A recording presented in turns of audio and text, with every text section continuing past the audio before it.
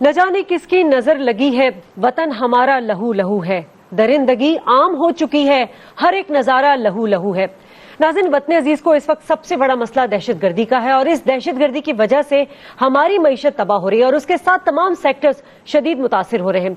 जिस किस्म के हमले किए जा रहे हैं और जिस तवातुर से इन हमलों की जिम्मेदारी कबूल भी की जा रही है और उसके रद्द अमल में हमारी हुकूमत का रवैया यह है कि हमारी फैसला साज कुव्वतें कोई फैसला नहीं कर पा रही। ये लम्हा फिक्रिया नहीं बल्कि अलार्मिंग सूरत हाल है। इस वक्त सबसे बड़ा मसला कौमी पॉलिसी के लिए इत्तफाक़े राय पैदा ना होना है। हर गुजरते लम्हे के साथ दहशतगर्द ताकतवर और हुकूमत कमजोर क्यों नजर आ रही है? अगर हमारा मुल्क हालत जंग में है तो इस मखसूस हालात में मखसूस फैसले क्यों नहीं किए जा रहे? इस पर बात करने के लिए हमने आज मेहमान गिरामी को दावत दिया है। सबसे पहले हमारे साथ मौजूद होंगे lieutenant general retired Amjad Shoaib Islamabad studio से, उनके साथ मौजूद होंगे शौकत पराचा और टेलीफोन लाइन पर हमें ज्वाइन करेंगे मजहर अब्बास, सीनियर जर्नलिस्ट है। और साथ साथ नाज़रीन हम ये भी आपको बताएं कि आज जो बयान सामने आया मौलाना समीउल हक का कि तालिबान के साथ मुज़ाकरात से अलहदगी का ऐलान किया गया है। आपको याद होगा कि वजीर आज़म मियां नवाज शरीफ ने उनको तालिबान से मुज़ाकरात का मैंडेट दिया था और कहा था कि वो इसमें ब्रिज का किरदार अदा करें। लेकिन ऐसी क्या वजूहात पेश आई कि आज ये ऐलान सामने आया मौलाना समीउल हक का और 31 दिसंबर से शुरू होने वाली ये मुज़ाकरात जो है उस कहानी का ड्रॉप सीन 15 जनवरी को हुआ और आज एक प्रेस रिलीज जारी की गई मौलाना समीउल हक के तरफ से और ये वो प्रेस रिलीज है जो मेरे पास है। इस पर बात करने के लिए मेरे साथ मौजूद होंगे सूबाई अमीर JUI सीन से ताल्लुक है इनका मौलाना यूसुफ। आप तमाम मेहमानों का शुक्रिया अदा करूंगी और सबसे पहले मैं बात करूंगी, हमारे साथ मौजूद होंगे शौकत पराचा इस्लामाबाद स्टूडियो से। शौकत, ये बताइए कि जो रद्द अमल हम देख रहे हैं, हमारी हुकूमत का जो एक तर्ज अमल है, मुर्दे का मुंह खोलते हैं, रोते हैं और फिर ढक देते हैं, क्या वजूहात है कि मुल्क दहशतगर्दी की अनारकी में मुब्तला है और हमारे हुकूमत हमारी रियासत का ये रद्द अमल है? ये बिल्कुल जो आपने लफ्ज कहे, जो सेंटेंस बोला, आज पूरी कौम यही क्वेश्चन पूछ रही है। हुकूमत तक तो किसी की रसाई हो वो डायरेक्ट पूछ लेते हैं, वरना मीडिया है बेचारा, मीडिया पे ही हर कोई सवाल करता है और मीडिया से ही पूछता है। दो इनिशिएटिव लिए गए इस गवर्नमेंट के आने के बाद ऑन दिस पर्टिकुलर इशू। पहला था APC, आपको याद है सितंबर में ऑल पार्टीज कॉन्फ्रेंस हुई और कहा गया कि जी हम मुज़ाकरात करेंगे। उधर से भी तैयारियां शुरू हो गई और बकौल वजीर दाखिला 3 बंदों का डेलीगेशन जाना था कि ड्रोन आके लगा और हकीमुल्लाह के मरने के बाद वो मुज़ाकरात भी मर गए ऑलमोस्ट। दूसरा इनिशिएटिव जो हम देखते रहे और सब लोग कहते रहे कि जी ये होना चाहिए और बिलाखिर वो एक नेशनल इंटरनल सिक्योरिटी पॉलिसी का मसवदा आया काबीना के पास, लेकिन वो भी डेफर हो गया और उसको भी अप्रूव नहीं किया गया। हमले हैं कि रुकने का नाम नहीं लेते। कोई पोलियो के नाम पे मार रहा है, कोई हजारात के नाम पे मार रहा है, कोई अमरीकियों के नाम पे मार रहा है, कोई इंडिया के नाम पे मार रहा है और दहशतगर्दी की ऐसी लहर है जो सिर्फ कराची नहीं, सिर्फ कोयटा नहीं, सिर्फ पेशावर नहीं, सिर्फ मानसेरा नहीं, वो गिलगित जहां चाहते हैं वो मैसेज दे रहे हैं कि इस सारी सूरत हाल में चाहिए तो ये था कि सारी क़यादत, सारी कौम, सारे इदारे मिलकर बैठते। लेकिन मैं इस्लामाबाद में रहता हूं, मेरी ड्यूटी यहां है, मैं यहां लोगों से मिलता हूं, देखता हूं। होना चाहिए था कि जिस तरह से इस कौम को लहू लहान किया गया है, एक कंसेंसस होता, एक यूनाइटेड फ्रंट होता।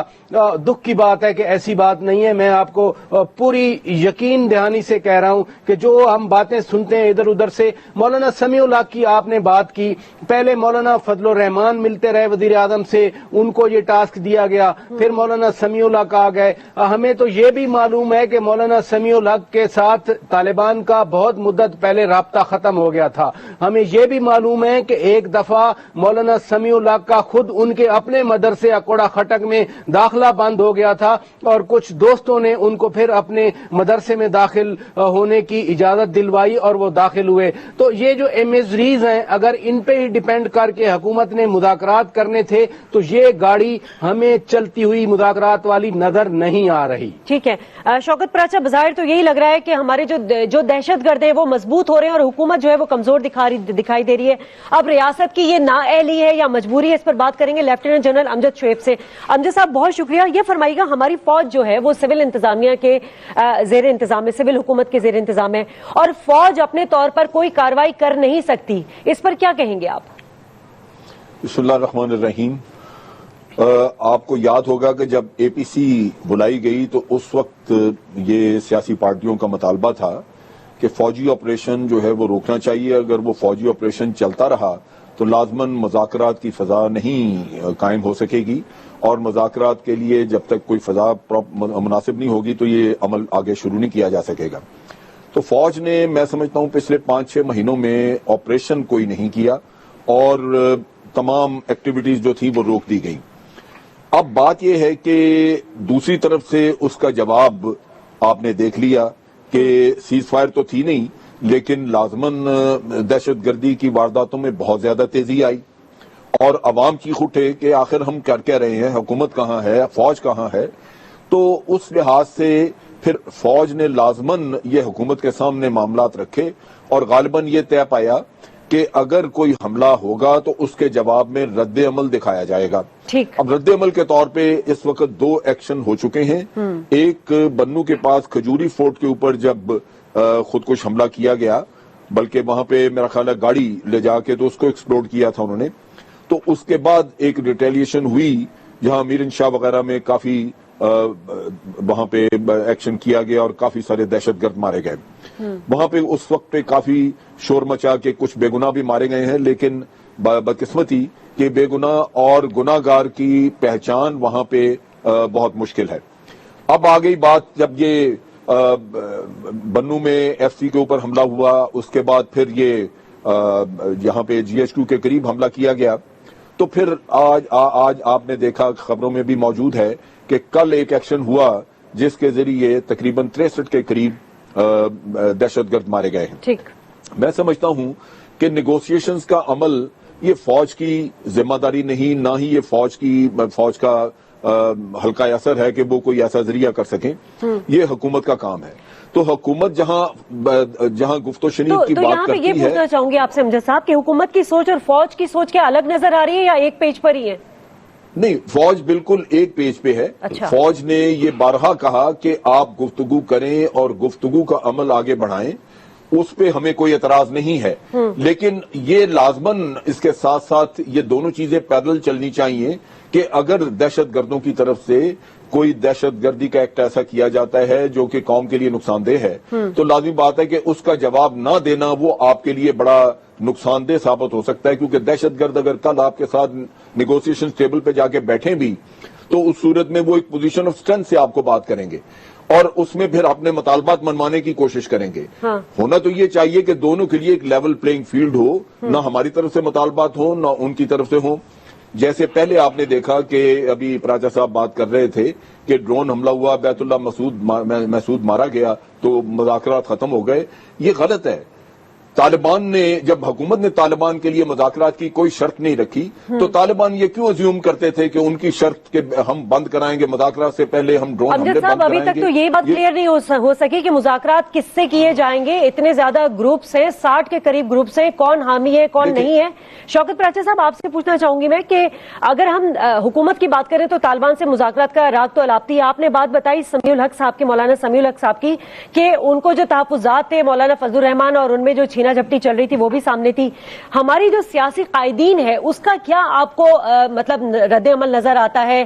ان میں پولیٹیکل ونگ نہیں ہے, ان میں طاقت نہیں ہے, وہ خوفزدہ ہیں, کیا ہیں؟ اگر ہم بات کریں جن کے افکار اور جن کے نظریات طالبان سے ملتے ہیں, جو حامی ہیں ان کے, کیا ان کو یہ ذمہ داری سونپ دینی چاہیے؟ پھر ہر چیز کا ایک پرسپیکٹو ہے. جو اس وقت پارٹیز حکومت میں ہیں مرکز میں اور خصوصاً کے پی کے میں, ان کو تو الیکشن میں طالبان نے واک اوور دیا تھا. ان کی کیمپینز چلتی رہیں, بڑے بڑے جلسے ہوتے رہے, آپ بھی دیکھتی رہیں, ہم بھی کوریج کرتے رہے. باقی کچھ پارٹیز نے ان کے طالبان کے خلاف باتیں کی ہوئی تھیں اور ان کے جلسے کرنے کی ممانعت تھی. یعنی پیپلز پارٹی جلسہ نہیں کر سکتی تھی, ایم کے ایم جلسہ نہیں کر سکتی تھی, اے این پی جلسہ نہیں کر سکتی تھی. تو ایک پرسپیکٹو ہے جس پرسپیکٹو میں یہ جماعتیں اقتدار میں آئیں. اب ان جماعتوں نے آتے ہی کہا کہ جی ہم تو مذاکرات کریں گے, کیونکہ جس پرسپیکٹو میں میں بات کر رہا ہوں اسی پرسپیکٹو میں آئے تھے. اگر مذاکرات کرنے تھے تو پھر 8-9 مہینے چلے گئے. جنرل صاحب نے فرمایا کہ جی وہ کچھ کریں گے تو ہم رد عمل کریں گے.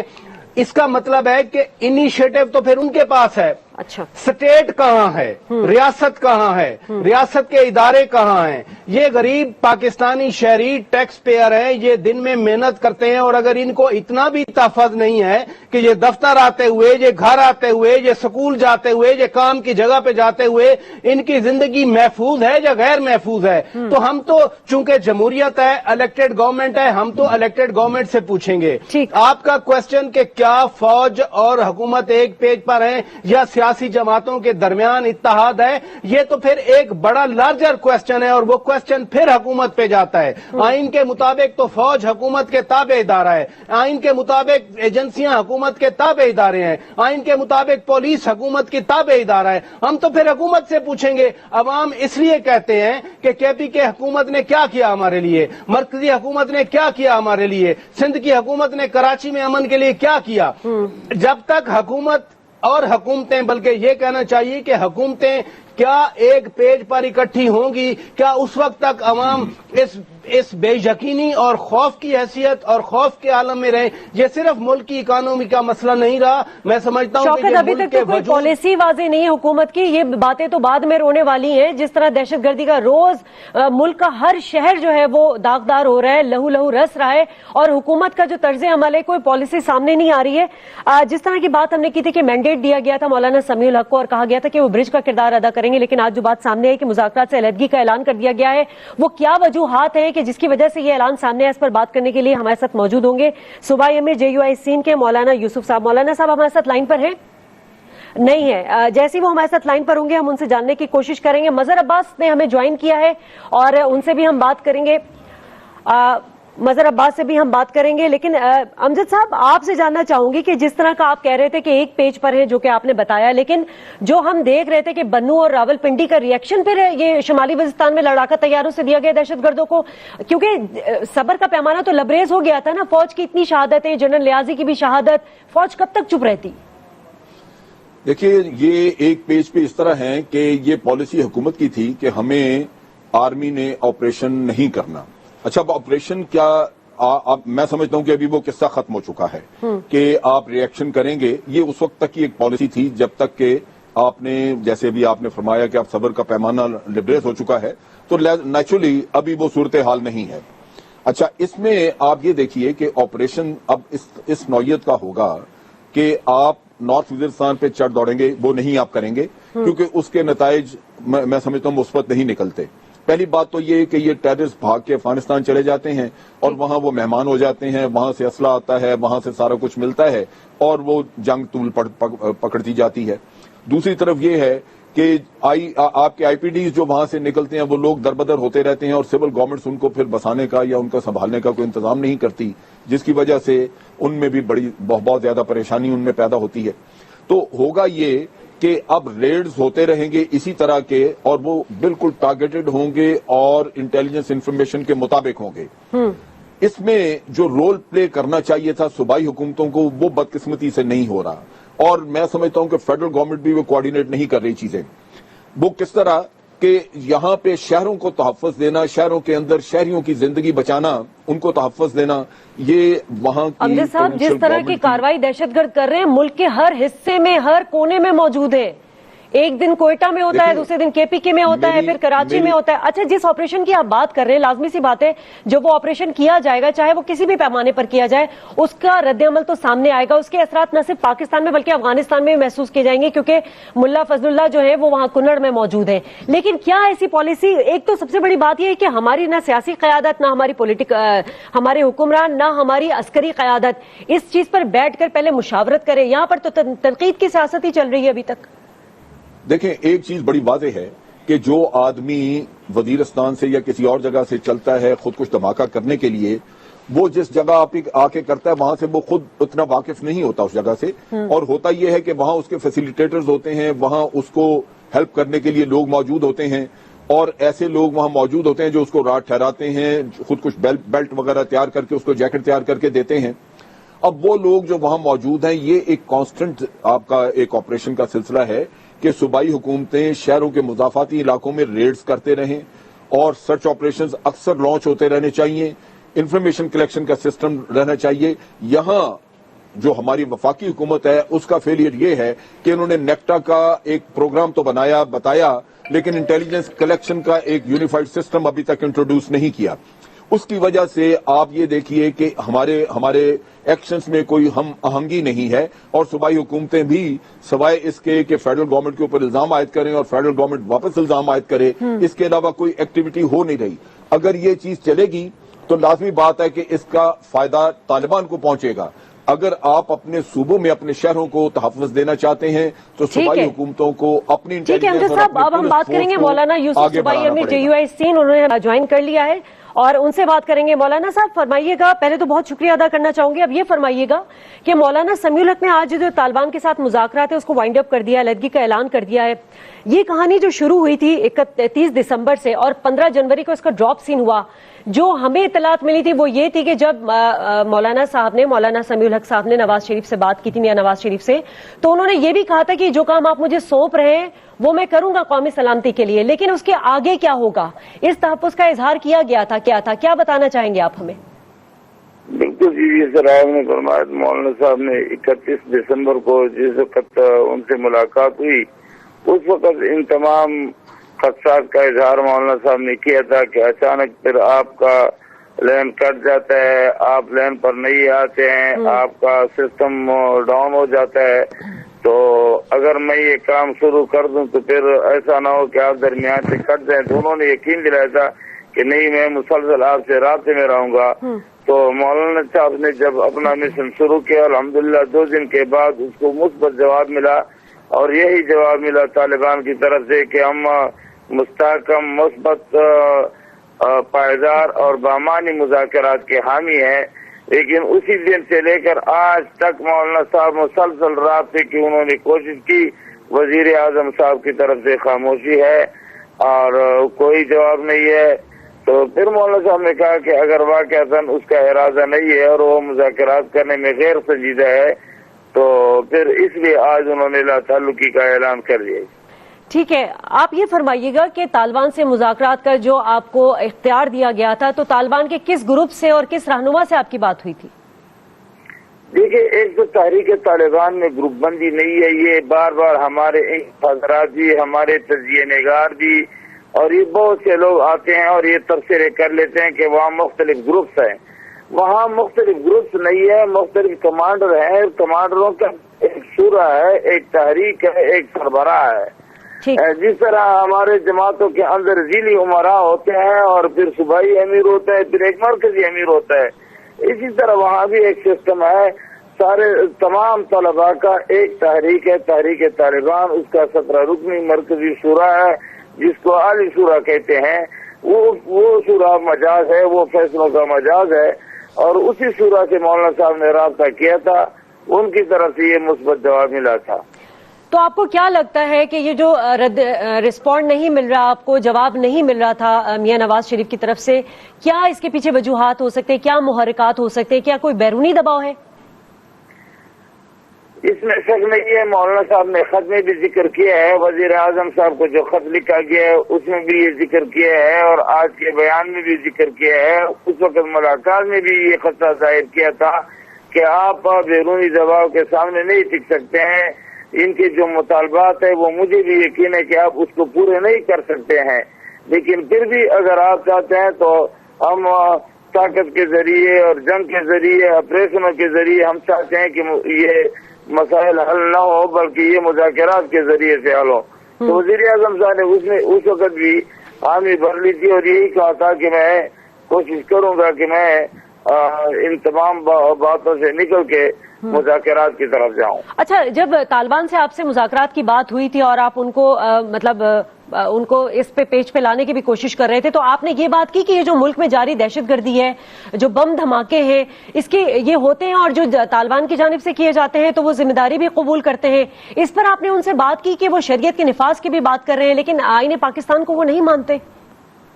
یہ مراحل تو بعد کی بات تھی، ابھی تو اس نے مذاکرات کے لیے. لیکن دھماکوں کے ساتھ مذاکرات کیسے ہو سکتے ہیں مولانا صاحب؟ دھماکے دونوں طرف سے جنگ بندی کا مسئلہ تو آ جاتا نا. اگر ہم آپس میں بیٹھ جائیں، ہم تو بیٹھے ہی نہیں ہے، اگر ایک دوسرے کے ساتھ بیٹھ جاتے تو ضرور جنگ بندی کا مسئلہ بھی سامنے آ جاتا. ضروری ہے، ہم لوگ کا مسئلہ بھی سامنے آ جاتا، یہ سارے مسائل درمیان میں لیکن آپ جیسے کہہ رہے ہیں کہ 30 دسمبر کی بعد سے جو ہے آپ کو یہ اختیار دیا گیا تھا اور آپ لوگوں نے یہ کاوشیں شروع کر دی تھی قومی سلامتی کے لیے، تو پھر آپ نہیں سمجھتے کہ اس کے بعد سے کم از کم ان کو جو ہے یہ دہشت گردی کی کارروائیاں نہیں کرنی چاہیے تھی؟ کیونکہ یہ تو یہی کہتا ہے کہ ہم شریعت کا نفاذ چاہتے ہیں، اسی لیے ہم یہ کر رہے ہیں۔ دیکھیں، ایک تو آپ نے یہ کہا کہ آئین سے غداری کر رہے ہیں، بار بار ہمارے حضرات کہہ رہے کہ آئین نہیں مانتے، آئین کس نے مانا ہے؟ آئین میں ان کی اسٹیٹمنٹ میں ہوتا ہے نا مولانا صاحب، ان کی اسٹیٹمنٹ میں ہوتی ہے یہ باتیں۔ اس ملک کا سپریم لا قرآن و سنت ہوگا، تو کیا نواز شریف نے آئین کو مانا ہے؟ کیا آپ کے صدر نے آئین کو مانا ہے؟ کیا آپ کے پارلیمنٹ نے آئین کو مانا ہے؟ آئین کے سب اعتراض کر رہے ہیں، آئین پر تو کوئی بھی عمل درآمد نہیں ہے، یہاں کسی صوبے میں بھی کسی مرکز میں بھی کوئی وزیر بھی آئین کی پاسداری نہیں کر رہا ہے۔ آئین نے تو سیدھا سادہ لکھا ہے کہ اس ملک کا سپریم لا قرآن و سنت ہوگا، تو مجھے بتائیے کہ 63 سال میں اچھا، آپ سے مولانا صاحب آخری بات یہ پوچھنا چاہوں گی کہ اب اگر حکومت آپ سے دوبارہ رابطہ کرتی ہے اور اس سلسلے کو آگے بڑھانا چاہتی ہے تو آپ لوگوں کا کیا رد عمل ہوگا؟ یہ تو پھر دیکھیں گے انشاءاللہ، جب وہ رابطہ کریں گے تو پھر ہم اس سے بات کریں گے اور ان تمام امور کو ڈسکس کریں گے۔ جو درمیان میں 18 دن کا یا 20 دن کا جو وقت سامنے آیا، جن مراحل سے ہم گزرے ہیں، تو اس پر ضرور بات کریں گے پھر۔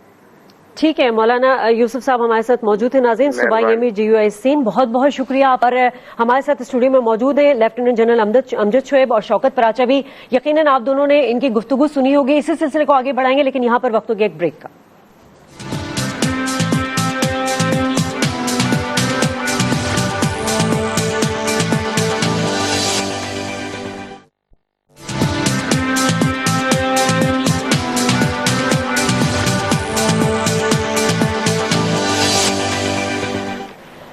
پاکستان ایٹ 7 میں آپ کو ایک بار پھر خوش آمدید کہتے ہیں۔ ناظرین، حکومت کی یقین دہانی کے باوجود کہ مذاکرات ہوں گے، اس میں کوئی پیش رفت نہیں ہوئی۔ جو مینڈیٹ و اختیار ان کو دیا گیا تھا مولانا سمیع الحق کو، آج انہوں نے بھی اس سے معذرت ظاہر کر لی، اور بات یہی ہے کہ انہوں نے کہا کہ کوئی ول حکومت کی نظر نہیں آ رہی ہے۔ میاں نواز شریف نے ان کو رسپونڈ نہیں کیا۔ شوکت پراچا، آپ میرے ساتھ ہیں تو فرمائیے گا، مذاکرات کا راگ الاپا گیا پہلے، پھر بہت کشیدگی کے بعد مولانا فضل الرحمان اور مولانا سمیع الحق کے درمیان یہ اختیار دیا گیا مولانا سمیع الحق کو، اور آج ان کا گلہ یہ ہے کہ کوئی رسپونڈ نہیں دیا گیا۔ اور کیا وجوہات نظر آ رہی ہیں آپ کو؟ کیا بیرونی دباؤ آ چکا ہے؟ دو چیزیں اس میں بڑی امپورٹنٹ ہیں۔ پہلی بات تو یہ ہے کہ ماضی میں مذاکرات کے بعد کچھ معاہدے کیے گئے، یعنی شکیئی معاہدہ اپریل 2004 میں ہوا، نیک محمد وزیر والا معاہدہ، وہ الٹیمیٹلی نیک محمد اس میں مارا گیا۔ جو سبسیکوینٹ ڈیولپمنٹ تھی، رجسٹریشن کروانی تھی، نہیں کروائی انہوں نے۔ دوسرا سارا روغا معاہدہ تھا، فروری 2005 میں بیت اللہ مسعود کے ساتھ ہوا، کیا رزلٹ آیا آپ کو معلوم ہے۔ ایون 2008 مئی میں سوات والا معاہدہ ہوا، لیکن پھر بھی آپریشن کرنا پڑا۔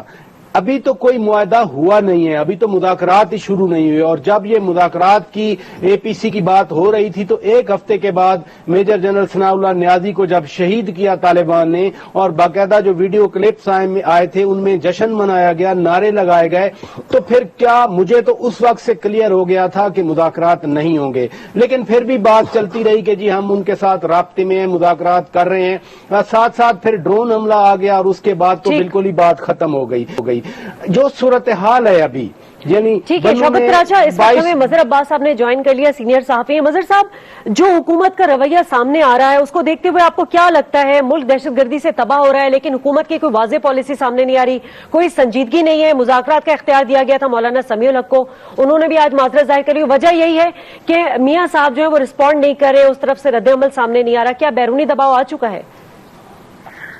دیکھیے، یہ تو اب یہ نہیں کہہ سکتے کہ بیرونی دباؤ آ چکا ہے، لیکن یہ کہ کنفیوژن ضرور ہے، اور کنفیوژن یقیناً بڑھ رہا ہے کنفیوژن، اور یہ بھی بات بہت زیادہ کلیئر نہیں ہے کہ مولانا سمیع الحق کو کتنا کلیئر مینڈیٹ دیا گیا تھا۔ یہ ضرور تھا کہ وہ بات چیت انیشیٹ کریں، اور مولانا الحق کی بھی بات جائز ہے کہ اس کے بعد سے پرائم منسٹر نے کبھی ان سے رابطہ نہیں کیا۔ حکومت خود اس کی وضاحت کر سکتی ہے کہ انہوں نے رابطہ کیوں نہیں کیا۔ بیسکلی گورنمنٹ جو ہے وہ ایک طرح سے صرف فکس نا، کہ انہیں سمجھ میں نہیں آ رہا کہ ہمیں جانا کس طرف ہے۔ بہت کلیئر کٹ پچھلے 1-2 دن میں تو کچھ زیادہ اس بیانات آئے ہیں، لیکن کلیئرٹی ابھی بھی نہیں ہے۔ کیبنٹ کی ابھی میٹنگ ہوئی تھی، اس उसमें लोग एक्सपेक्ट कर रहे थे कि कोई नेशनल काउंटर टेररिज्म पॉलिसी जो है उसका मसौदा अप्रूव्ड होगा, या एटलीस्ट यही चीज उसमें सामने आती कि हाँ मुज़ाकरात जो है वो उसमें अगर पेशरफ्त नहीं हो रही, आइडेंटिफाई करते और लोगों को बताते कि ये ग्रुप ऐसे हैं जो मुज़ाकरात करने को और ये ग्रुप ऐसे हैं जो मुज़ाकरात करने को तैयार नहीं है। ये बात इमरान खान ने जो की है ये बात ठीक है कि आप बताएं तो कौन से लोग बात करने चाहते हैं, कौन से लोग नहीं करना चाहते, और जो लोग करना चाहते हैं उनसे बातचीत किस तरह एंगेज होगा, कौन करेगा बात, उसमें नहीं करना चाहते उनके खिलाफ अगर आपने ऑपरेशन करना है तो किस तरह होगा। तो बेसिकली अभी भी नजर नहीं आती, कंफ्यूजन अभी भी नजर आ रहा है, कोई ठोस चीज अभी भी नहीं आ रही, एक अनडिक्लेयर्ड। सही कह रहे हैं आप, डायरेक्शन कोई भी नजर नहीं आ रही हुकूमत की। मौलाना यूसुफ से हमारी अभी बात हुई थी, जो कि अपना मौक़िफ़ बयान कर रहे थे अपनी पार्टी की तरफ से। मैंने उनसे ये सवाल किया कि अगर हुकूमत दोबारा राब्ता करती तो अब उनका क्या लाहे अमल होगा, उसमें उन्होंने कहा देखेंगे हम। लेकिन अब आप क्या समझते हैं कि मौलाना समीउल्लाह के इनकार के बाद अब क्या करना चाहिए इमरान खान या सैयद मुनव्वर हसन को, जो कि अपने अफकार और नजरियात से टीटीपी के करीब है, उनको ये इख्तियार देना चाहिए, अब उनको भी आजमा कर देखें? देखिए इख्तियार तो देखें, अगर चीज ये है कि अगर आपने मुज़ाकरात करने हैं तो मियां नवाज शरीफ, इमरान खान, मौलाना फजलुर रहमान, मेरा ख्याल है मुज़ाकरात के लिए आपको कोई बहुत लंबी चढ़ी टीम बनाने की जरूरत नहीं है। ये तीन, या मियां साहब शहबाज शरीफ साहब को इसका टास्क दे सकते हैं, शहबाज जाए, इमरान खान जाए, और आप अपने तौर पे एक लाएमल तय कर लें, अपने तौर पे तय कर लें कि आपने किन किन चीजों पे बात करनी है, आपकी अगर उनकी तरफ से कोई कंडीशंस आती हैं तो उन पे किस तरह रिस्पॉन्ड करना है। मुज़ाकरात जो है इस लेवल के मुज़ाकरात हाई लेवल पे होने चाहिए। आप उनसे भी कहें कि वो अपने लोग नॉमिनेट कर दें जो उनके मैंडेट के साथ आए, और उनसे आप मुज़ाकरात करें, और मुज़ाकरात अगर आप उधर नहीं करना चाहते उनको अश्योरेंस दे कि उनको गिरफ्तार नहीं किया जाएगा, उनको इस्लामाबाद बुलाएं, इस्लामाबाद में मुज़ाकरात कर लें, पेशावर में कर लें मुज़ाकरात। लेकिन मुज़ाकरात अगर ऐसे लोग करेंगे कि जिसमें इमरान खान भी शामिल हो, जिसमें मौलाना फजलुर रहमान भी शामिल हो, जिसमें खुद मियां नवाज शरीफ या शहबाज शरीफ उसमें हो, तो मेरा ख्याल है ठोस चीज पे बात हो सकती है। ठीक है, मजहर साहब आप हमारे साथ मौजूद है। अमजद साहब आपके पास जाना चाहूंगे। अमजद शोएब साहब हमारे साथ स्टूडियो में मौजूद हैं। आपने यकीनन मौलाना यूसुफ साहब की बात सुनी। अब मसला तो फिर वहीं पे आके खड़ा हो गया जो 30 दिसंबर को शुरुआत हुए थे मुज़ाकरात के हवाले से जो बातचीत की गई थी। आपको क्या लग रहा है अब क्या करना चाहिए? कोई चीज क्लियर नहीं है, ना हुकूमत की जानिब से, ना हमारे उलमा की जानिब से, ना हमारे सियासतदानों की जानिब से। शादिया, मैं पहली बात तो ये वाज़ेह करना चाहूंगा कि हम मुज़ाकरात के साथ जरूरत से ज्यादा तवक्कुआत वाबस्ता कर रहे हैं। मुज़ाकरात जैसे प्राचा साहब ने भी जिक्र किया, कई माहिदे हुए, और बैरूनी प्रेशर की अगर आप बात करें तो शुमाली वजीरिस्तान में हमारा हाफिज गुल बहादुर के साथ चूंकि एक माहिदा था, तो अमरीकियों के बेपनाह प्रेशर के बावजूद आज दिन तक वहां पे आपने कुछ नहीं किया। 2007 के बाद पहली दफा भी रेड्स हुए वहां पे। तो ये कहना कि मुज़ाकरात आप करेंगे या बाहर से कोई प्रेशर और आपको इस वजह से मुज़ाकरात आप कर नहीं रहे, ये मैं समझता हूं मुनासिब नहीं। हुकूमत की अलबत्ता ये सोच गलत थी कि वहां पे मौलाना हजरात का कोई इन्फ्लुएंस है, ये बिल्कुल गलत है।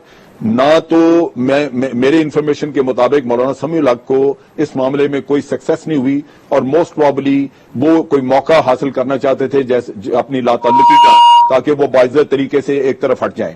इसी तरह मौलाना फजलुर रहमान इतने अरसे से लगे हुए हैं, मेरा नहीं ख्याल कि वो आपको कोई वहां से लेके दे सकेंगे। असल किस्सा ये है कि ये मामला सारा फाटा के लोगों से मुताल्लुक है, और फाटा के लोग दोनों तरफ से पिसे हुए हैं। अगर वहां फौज ऑपरेशन करे तो वो आपको आईपीडीज नजर आएंगे। फाटा के लोग मारे भी जा रहे हैं। हम फाटा के लोगों से मशवरा नहीं करते कि उनसे पूछा जाए कि हल क्या है इस मसले का, और आप हमें मदद क्या मदद कर सकते हैं। मेरी राय में हुकूमत को अपनी स्ट्रेटजी दुरुस्त करनी चाहिए, और वहां के लोगों को इन्वॉल्व करना चाहिए। जहां जहां मसला है वहां के लोगों को इन्वॉल्व करें।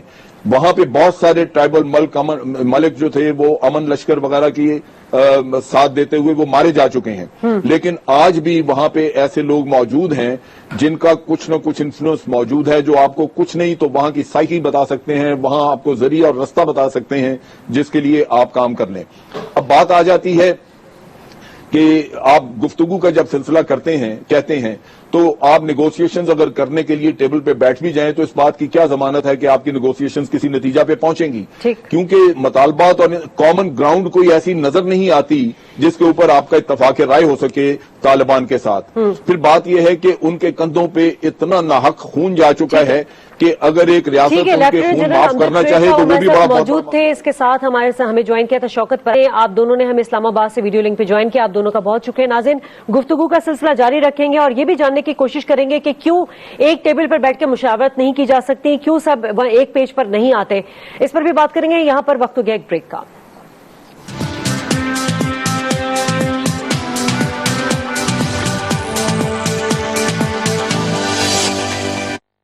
بچپن میں برڈ فلو تھا نہیں. ARI H1N1 نہیں. بچے کمزور نہیں, انفیکشن والے جراثیم طاقتور ہو رہے ہیں. آپ کو چاہیے ایڈوانس حفاظت, ایڈوانس لائف بوائے. 10 انفیکشن والے طاقتور جراثیم, ایک حفاظت, strong boy, advance life boy.